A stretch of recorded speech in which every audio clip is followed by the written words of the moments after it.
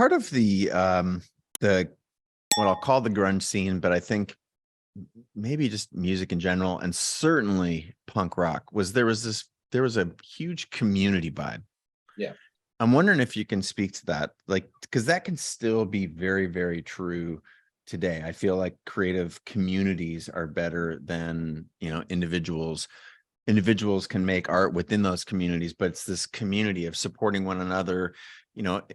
In your world, it might be, going to their shows where there's only 42 people have showed up, but that showing up actually matters for your peers and friends and co-conspirators and collaborators. I'm wondering if you can talk a little bit about the role that community played in Mudhoney's success, in just the success of those music genres, and how ought creators today ought to think about community in their worlds.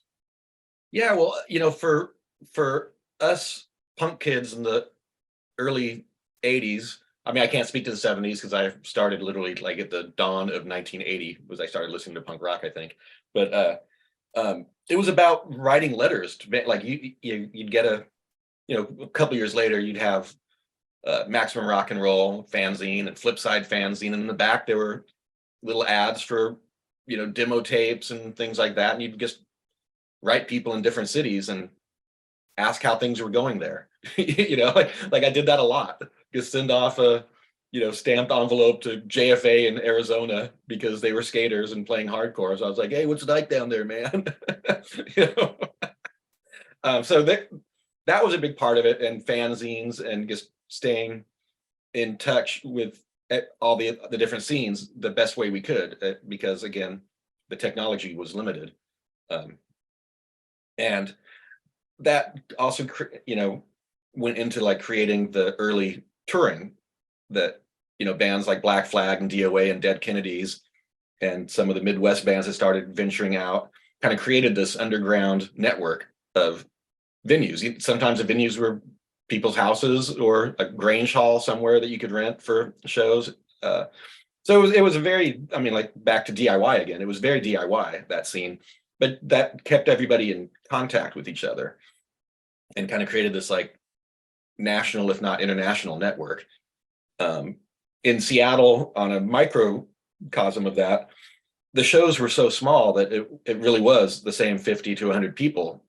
And half of those people were in bands, and those bands broke up and reformed in different units with, the slightly different lineups and things like that. And we'd sit around and argue about music and, critique each other's bands, if you will, and just talk about that stuff at parties after the shows. And, it was a small, close-knit community. And, I think that's what made it, kind of stand out, because we really didn't get a lot of shows. We were lucky to have a really good all ages venue for a while called the Metropolis in 83, 84. And that really helped coalesce things. It made touring bands show up. Suddenly all the California punk bands had a place they could play. Quite some really obscure ones would just drive up from San Francisco and stuff. And that was amazing to see things like Tales of Terror and Rebel Truth, playing in front of the same 100 people. So, for this day and age, I think it's easy to stay in touch, but you can kind of, Instagram and those kinds of things. I feel I keep in touch with a lot of my group through Facebook and Instagram for sure.